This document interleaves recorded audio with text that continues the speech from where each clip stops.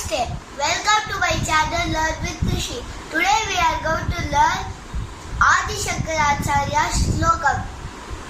Shruti Smriti Purananam Shruti Smriti Purananam Alayam Karunalayam Alayam Karunalayam Namami Bhagavat Padam Namami Bhagavat Padam Shankaram Loka Shankaram Shankaram Loka Shankaram Shruti Smriti Purananam Alayam Karunalayam Namami Bhagavat Padam Shankaram Loka Shankaram.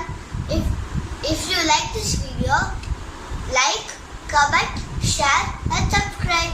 Thank you.